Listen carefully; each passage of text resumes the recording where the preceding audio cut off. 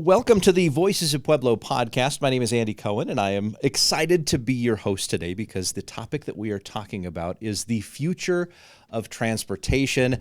If you haven't had a chance to pick up your copy of the Pueblo Star Journal, it is the cover story for our January edition about Swisspod, which is a Hyperloop technology company. They are a Swiss-American startup that is building the world's largest Hyperloop anywhere in the world, and they're building it right here in Pueblo, Colorado, in a partnership with MXV Rail and the PuebloPlex. And I am honored to get to speak with the president and CEO of MXV Rail, Kerry Gonzalez, as well as president and CEO of PuebloPlex, Russell DeSalvo, and the CEO and co-founder of Swisspod, Dennis Tudor. Welcome to all of you. Thank you so much for joining us today.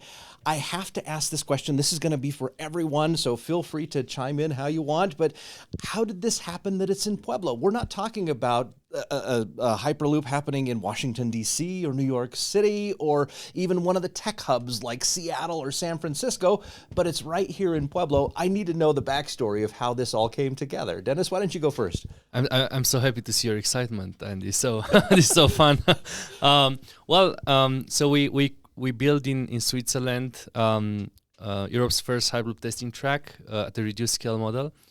But we're looking for a larger space where we can actually do something that could be marketed like faster. So we found out, I had a friend here living in Colorado, and he said, well, in Pueblo, there is this museum of transportation, so why don't you go and have a discussion? At that moment, was called, not to create a confusion though, it was called TTCI and now MXV. So that's how we got in touch with MXV at the beginning, and then they moved the facility from TTC to PuebloPlex, and that's how we got engaged with PuebloPlex. So that's kind of the whole story behind that. That's how it came together. And you know, in our cover issue, we do have some photographs because you invited everyone out, had the media out there in November for Hyperloop Day to kind of see some of the construction and things that are happening. So where are you in the process right now in building this full-scale prototype test track at the PuebloPlex property? So we are like, at that moment in time, we're like 600 feet. We're getting almost to 1,000 feet of track today, and by Q2 this year, we're going to have around 1,300 feet in place. So we're able to produce around 3 tubes per week, if we consider Saturday a working day. So it takes us like a tube every 2 days. So that's kind of what we can do at this moment in time. And we're looking now to the next batch of tubes, which is going to come probably by Q3, like a new extension of the tubes. Depends also on the funding. So we're about to close our funding round, but still not yet there. So we still have to do some work. So I'll be comfortable with a new batch of tubes probably by completing another 20% of our round of investment. So I think this is already exciting. By Q2 this year, it's going to be already 25% of the track ready. The whole length of the track is going to be a mile in a kind of peanut shape.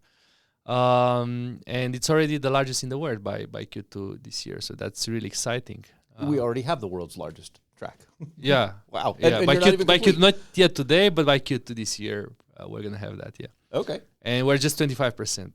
We're only a quarter of the way there. Yeah. All right. Well, and I wanted to ask Russell and Kerry about their experience on what it was like kind of getting everybody to bring this whole thing together. And I should let the viewers know we're kind of in the middle of February right now, and that's sort of a cold time to be pouring concrete and setting some of the pillars and stands that those large steel tubes are setting on. But Kerry, kind of take us back a couple of years ago when this first got off the ground. What was that experience like for you? And then, just kind of share how did we get this in Pueblo?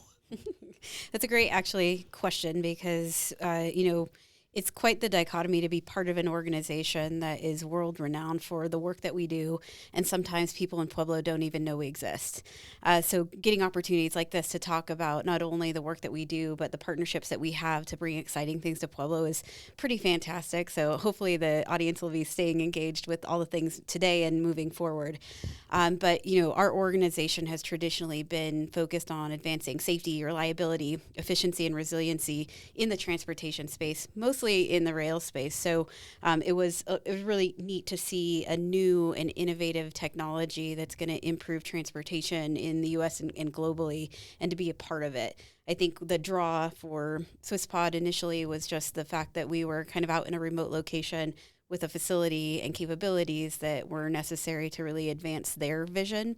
And we've been happy to support them. And we're super excited that we were able to bring them along to PuebloPlex. And PuebloPlex, Russell and his team has been just amazing in being able to help us make the transition from the old facility that we had operated out of for 40 years to our new facility. And it's been fantastic just to watch the progress. I think when people think about startups, they recognize that the ideas are, very advanced ideas, and sometimes people don't really believe in what people are trying to achieve. And what's been really fantastic to watch with Dennis and his team is just the constant progression, which doesn't always happen with startups. So something really cool to be a part of and to be able to support from a transportation initiative perspective. I agree with you about the excitement of it. And Russell, we've been, the four of us understand what PuebloPlex means, but I'm not sure a lot of folks are as familiar with that name. Can you help us understand what is PuebloPlex? We're kind of talking the old Army depot, are we not? Correct. So PuebloPlex is the local redevelopment authority for the former Pueblo Chemical Depot. Our organization was, created by the Colorado State Legislature in the mid-1990s, and our mission is to use the assets that the Army will leave behind as they vacate that property for economic development purposes, to get this property back on the tax rolls, to backfill jobs that we're losing in our community, and to create new jobs and new opportunities for our community. So, the Swisspod project and Carrie as our anchor tenant and her organization have fit really nicely into our redevelopment plan for the former Pueblo Chemical Depot, now known as PuebloPlex. I would imagine that this partnership, it's getting a little bit of attention to the property that's there, and that's hopefully helping with some of that economic development. Oh, absolutely. So we've had a lot of attention. Dennis is a master promoter. He's had the governor out. We've recently had Congressman Hurd out to the facility, and many, many others. And so we're excited about the press that this project has generated for Swisspod, MXV Rail, and of course PuebloPlex. But we have a lot of work to do. And, this is laying the groundwork.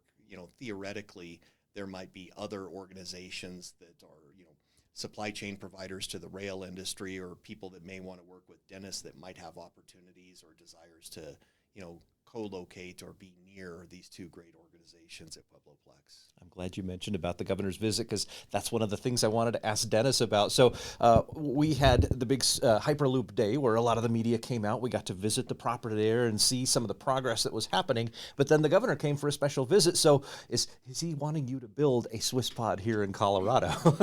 Well, I think that the visit was exciting. So second day after the event, his office, I think his chief of staff reached out with an email saying he wants to visit. We invited him for the day. He was out of town, and we actually had the visit on 18th of December last year, so it was pretty exciting. We stayed with him for an hour and a half, I think, and he was very curious about the products we are building. We had further discussions. We were supposed to meet actually today with his office as well in PuebloPlex, but they canceled due to weather. I was actually in a call. That's why I was even late for this one. That's okay. I was in a call with them, and I think the discussions are advancing pretty well. I think they're very curious about our technology. So yeah, I think there are a lot of people who are curious about what's happening, and let's talk a little bit about that technology. We say Hyperloop. I know there was kind of a big deal that Elon Musk made about it, and he built sort of a track in California for a time. But help people understand what this is. I've heard it called the fifth mode of transportation, or I like the way you described it. Flying at ground level. We like that so much we put it on the headline for our article. But what does that mean? Because you're kind of suspended in air, but you're moving pretty fast through a tube. Yeah, so just going back a bit, like in the history of Hyperloop and how everything started was like in 2015, Elon launched a competition about Hyperloop, and he built a track. As he said, like, I will never kind of like develop like technologies for Hyperloop, even though now he's kind of doing a tunneling company, like the boring company. And he organized an amazing competition, and he invited like basically like teams all around the world to come to compete for that, and it was great. There were 10,000 teams registered at that competition. And long story short, the team I was part of won the competition, and then we won the second competition, and then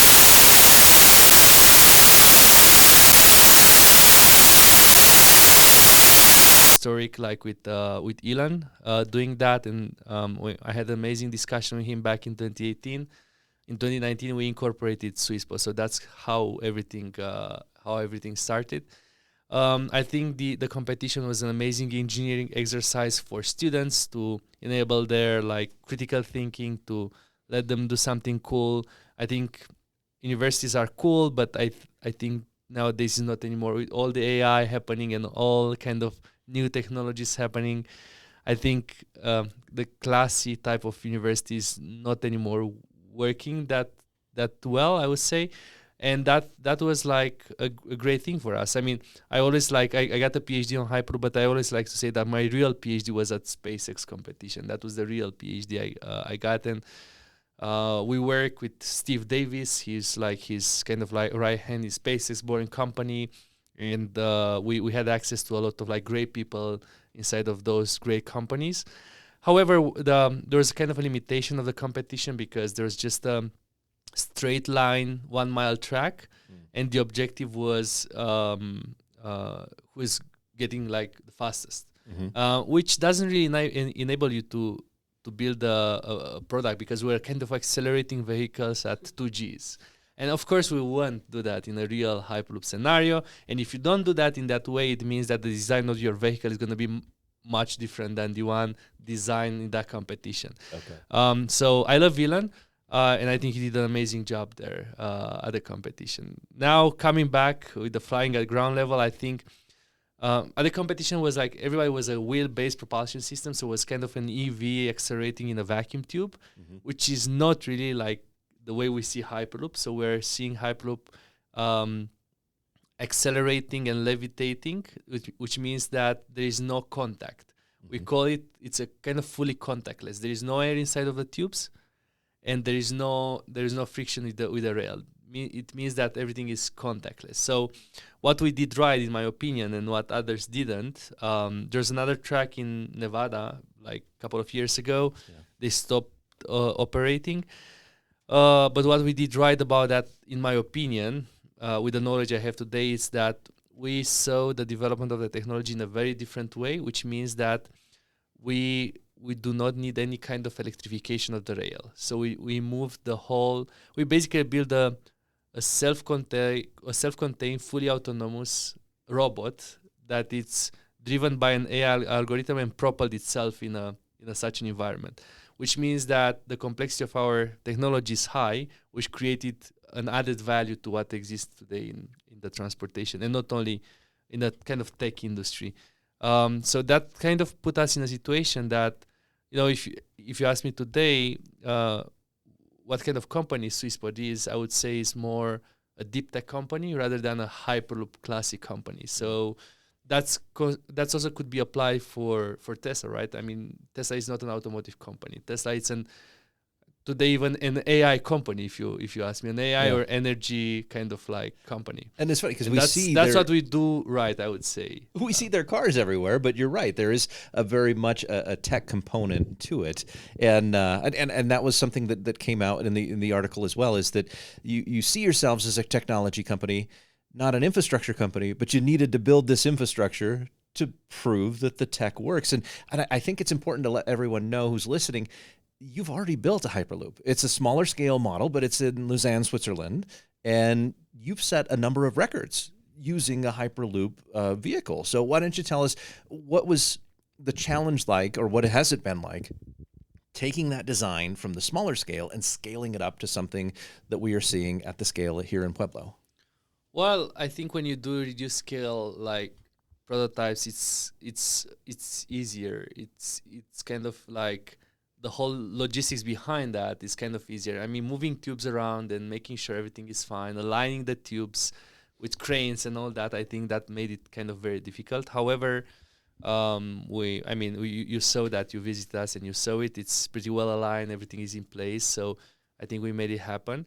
I think that one of the challenge when you do that is the whole, is the whole scaling up of the propulsion system, which means that we need to keep a certain power to mass ratio in order to prove the same type of performance, and that's not always scaling up in a good way.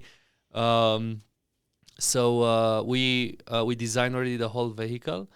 We expect that by the end of this year to have something running on the track. I'm always like optimistic about timelines, so might happen to be like next year, but we're targeting end of this year. All right. So this is moving very quickly in coming together, and it is something that I'm excited to kind of see and continue following. Well, we need a first passenger in it. You need a first passenger.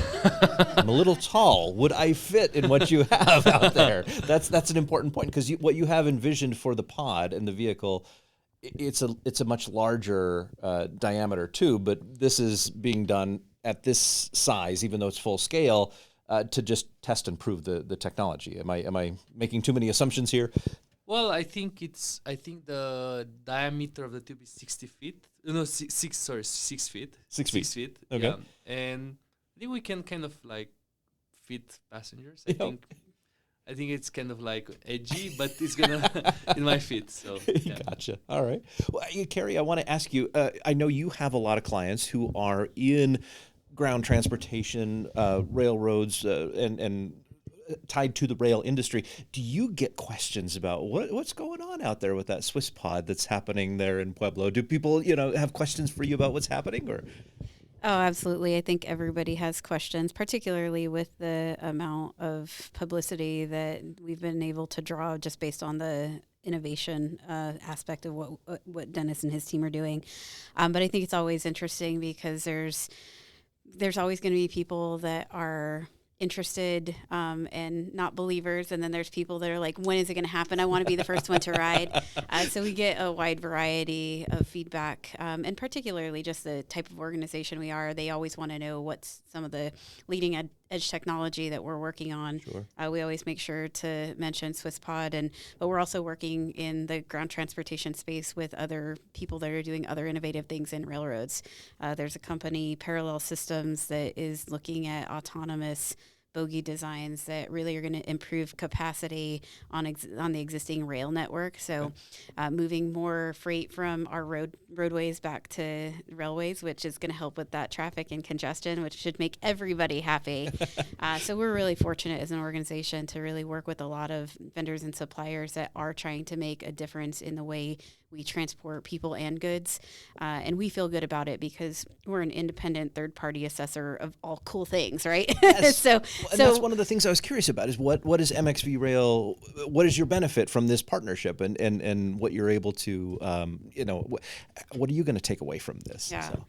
Well, I always say that I have the greatest job in the world because I get to lead a purpose-led organization. And that means that we're not really in doing what we're doing for profitability. We're really just trying to advance the safety of our nation's transportation modes in general, but more particularly freight. So for us, it's really being able to help vendors and suppliers like Dennis be able to advance their technology and implement it in an efficient and safe way, which means that the general public is going to benefit from that, whether it be passenger transportation or freight transportation that's, more reliable and safer. So we're perfectly happy where we're at. We're not in it to make profit. We don't have really any IP. So it makes us really easy for us to work with people like Dennis because they're not concerned about us taking their propulsion technology and selling it to somebody else. So it's a great, being out at PuebloPlex, number one, out in the middle of kind of nowhere, helps people feel more comfortable. And then the relationships that we can build to, again, help people in a really efficient and controlled manner is fantastic. I think the other piece that we're really excited about, providing our expertise on the Hyperloop specific side is just in the regulatory environment. When you're talking about the speeds that Dennis would like to shoot you through a tube, I think that there's some safety aspects that everyone's going to consider. And P.S., I feel like because I'm fun-sized, I will definitely fit in the tube. I will definitely fit in the tube. I don't know if I'm volunteering quite yet. But, from a regulatory environment, that's where we do have some strength. We've had experience over the last 40 years helping manage the regulatory environment and making sure that regulations that are set and specifications and standards are set in a way that are beneficial to the public and keeping everybody in line with what the expectations are from a government perspective. So we do look forward to embarking on that journey because it's going to be an interesting one. Well, and I want to talk about some of what the technology that you're developing, Dennis, what we're talking about being able to do, whether it's transporting people, transporting goods to market. One of the numbers that caught my attention from the presentation was 11 minutes from Pueblo to Denver. That's shorter than a halftime presentation during a Broncos game, and you could get yourself to the stadium that quickly, had we had a Swisspod that connected us. But that created a lot of controversy in the media. I mean, they're online. I don't know if you guys read comments in the online. It was very funny to see two different sides. There are people excited like you saying, well, when is gonna happen, and others that were saying well, let's put Dennis in a capsule and send him to hell. Oh my gosh. That's so fun. Okay, that's a little bit That's so much. fun to watch. So so what was the question? I just No. But tell me what you envision being able to do, because you essentially, I feel like you kind of see the company here as an eventual competitor to lots of other forms of transportation, but primarily airlines, right? A lot of the way we live in America now is we either depend on the interstate highway system to get where we're going, or we use that highway system to get to the airport and then fly to our destination. But you would like to be able to transport people or goods through the Hyperloop. Yeah, I'm super, super excited about passenger transportation. That's something I think which is exciting. People are saying that in the US, they're not using public transportation, but that's not true. People are using a lot of planes to go around. So that's kind of public transportation in the US, which means high-speed transportation system. So I think that's, let's say if we have to kind of compete with an industry, I would say it is more the airplane, the aviation sector, rather than the railway sector. I would put it this way. But still, I would define Hyperloop to be as fast as a plane and as convenient as a train. So that's kind of the way it should happen.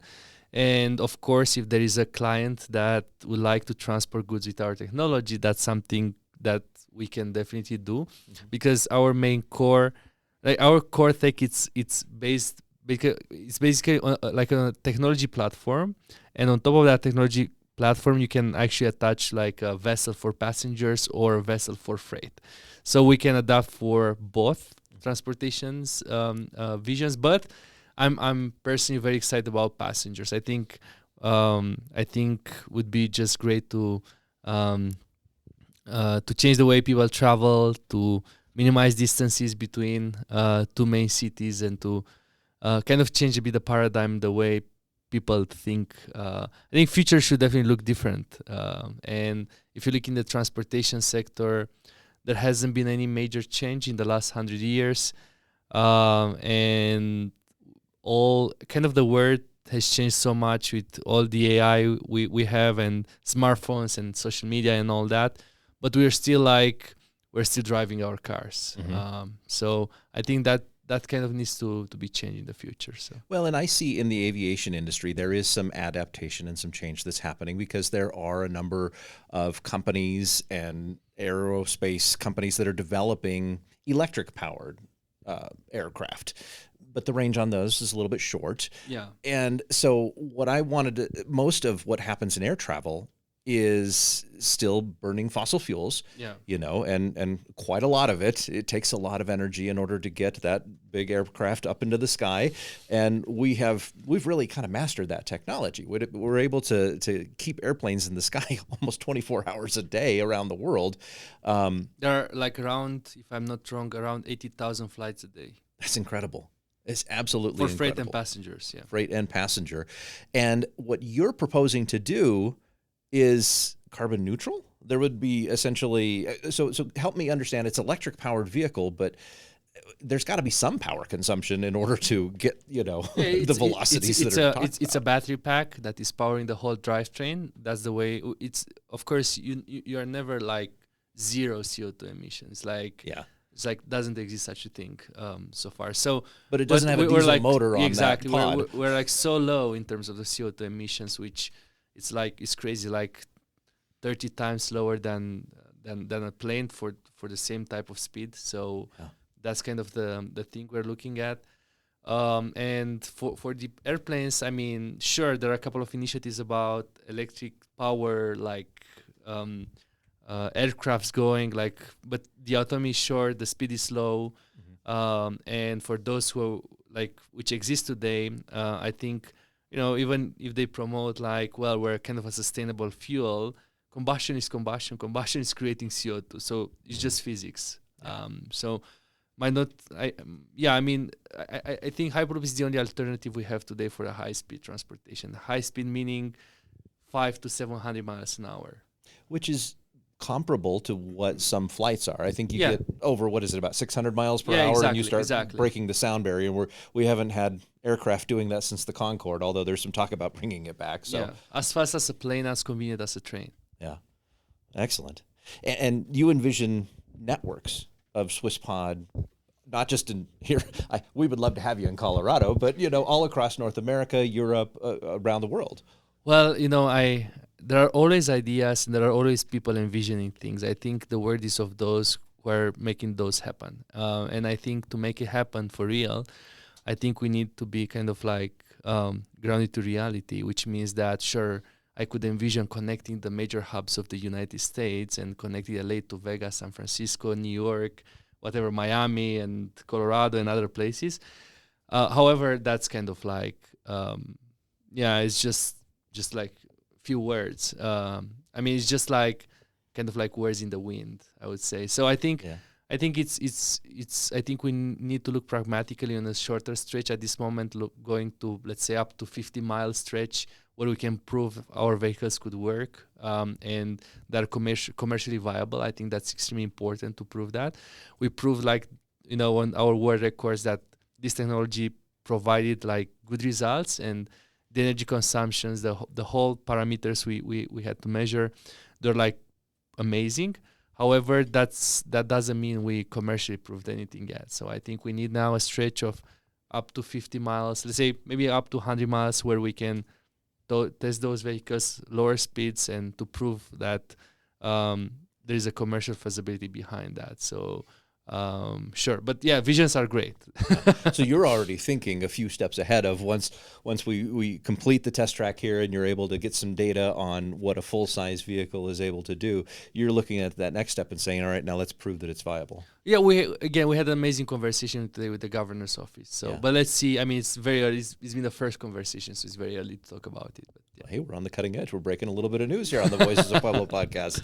Well, and I want to mention that Pueblo has sort of a history here with high-speed rail. I know you brought this up when you first visited and learning about what the federal government had done in the 1970s and contracting with some aerospace companies and NASA in order to try and develop some alternatives to high-speed rail. And I'm talking to a couple of engineers. You guys are going to understand the science behind this a lot better than some journalist will. But it sounds like the problem you had with traditional steel wheels on steel rails trains was you start dealing with friction and you start dealing with oscillation, and those were your major impediments to having trains move faster than they currently do. And so the engineers in NASA, they were looking at starting having levitation. They had like a hovercraft model of a train and rocket-powered trains. But is that sort of the legacy then that created TTCI, and now we have MXV Rail here in the community? Is that how we got here, Carrie?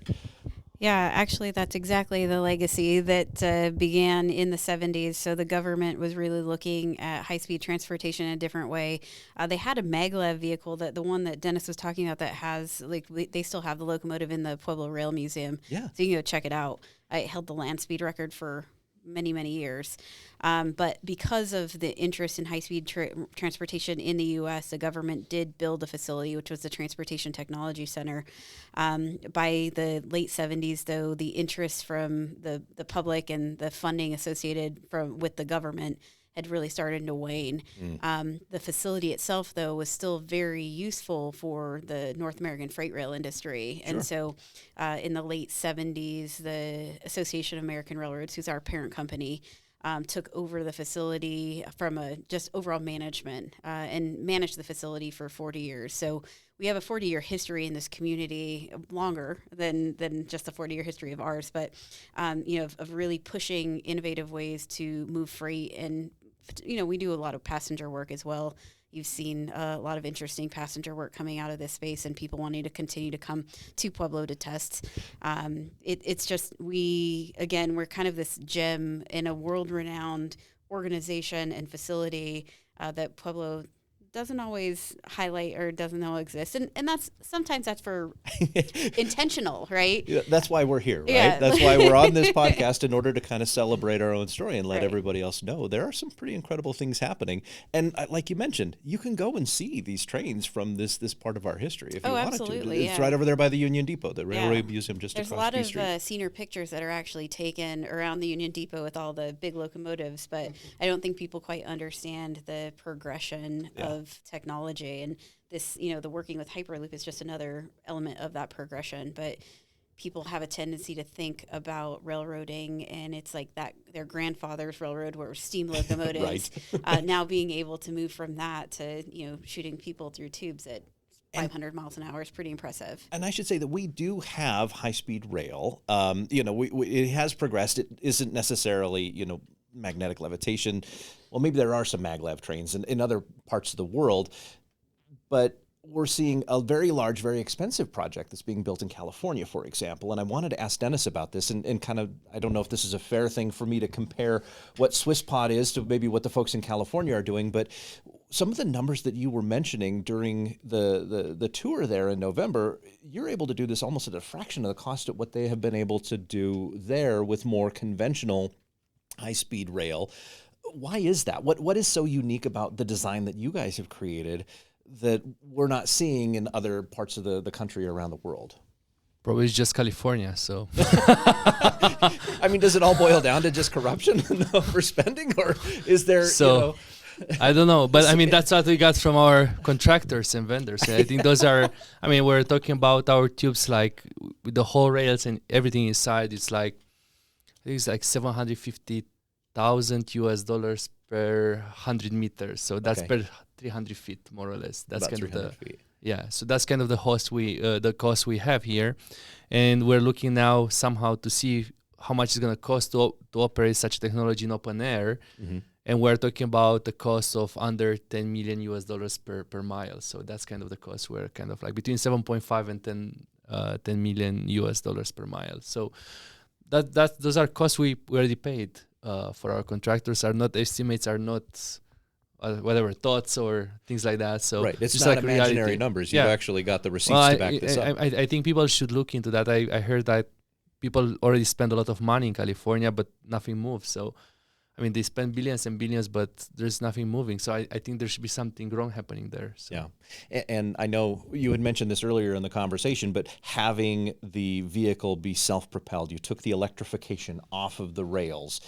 That's a huge cost savings in of itself, right? And being able to propel the vehicle just on its own power through the Hyperloop, as opposed to having to pay to install a whole lot of electrical infrastructure. Yeah, so most of electric trains today, they run based on a catenary. So you have a grid, and the train is kind of getting the power from a catenary, and it could extract, let's say, so to say, infinite power from the grid. Yeah. So it doesn't really need such a big optimizations and things like that. And then if you look at the maglev, like there is a whole infrastructure which has magnets and propel the vehicle. So the propulsion is not the vehicle itself. It's the infrastructure which is propelling the vehicle. What we did, we said, well, let's move that magnet to the capsule itself, and the infrastructure is going to be passive. So passive means just steel or aluminum on the infrastructure, nothing more than that. So and that's how we envision Hyperloop, and that's what we are currently building at here in Pueblo. So Yeah. Well, and I know you said that you have. So no cost on catenaries or electrification or power plants, no cost on magnets, electromagnets, or other things which are in the infrastructure. But this is thanks to our engineers that invented kind of like a new type of propulsion. So what they managed to do was using like a concept that was kind of discovered 100 years ago, which is called linear induction motor, single-sided linear induction motor, whose performance, the performance of such a propulsion system in the existing literature is quite low. So that's the reason people didn't really use it in the past. However, what we did is that we found a way to design and control with the software, the motor, that we create certain physics phenomena that would cancel the parasitic effects of the motor. And we can keep a high thrust versus speed profile of such a propulsion system. So it's basically, if you have like an exponential drop of a thrust versus speed profile on an existing one, we have kind of a linear. So we keep accelerating even at high speeds. And that's what's exciting about our technology. So technologies have changed around and evolved during these years, along like decades. And just because of software improvement we can do, we can control much better that motor, so we can enhance the performances of such a propulsion system for Hyperloop. That creates a lot of other challenges, and it's like creating challenge on the thermal management of the capsule, on the battery pack. But I think the main challenge for such a system was the propulsion and levitation, which we figured out. Now we're still kind of like fighting a bit with the thermal management, but I think we're getting there. So okay, yeah. I'm wondering, what would you call someone who operates the Swisspod? Are they a conductor? Are they a pilot? And it's fully driverless. It's driverless. Yeah. So there wouldn't be a human necessarily guiding the pod. It would be happening through a computer program. Yeah, it's gonna be like a software AI-based like algorithm. That's amazing. All right. There's so many exciting things. There's so many things that I'm just wanting to know more about. Like, I'm trying to picture, do you see Swisspod as like, operating in that space the way that Amtrak does, or that, an airline like United Airlines or Frontier Airlines, where you would go and you'd buy a ticket, from Swisspod to board that crowd? I would see it even like further. I think like, I think like if we need to change something, we won't really look at Amtrak, but we'll look more like a robot taxi. Oh, that's sort of like thing that we can do, which is going to be even safer because it's going to be in a vacuum tube. So there's no external kind of source of perturbation that would create any kind of like challenge. So it's shielded, so there's nothing that could affect the.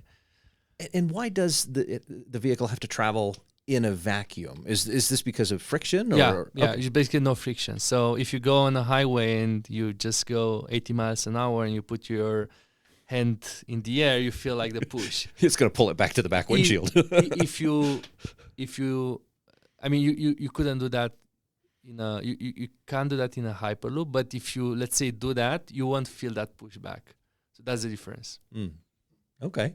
And so would the people inside the vehicle feel any difference, or is it going to be a pressurized cabin the same way as if you take an airliner and you put it at 35,000 very, very feet? similar like an airplane experience.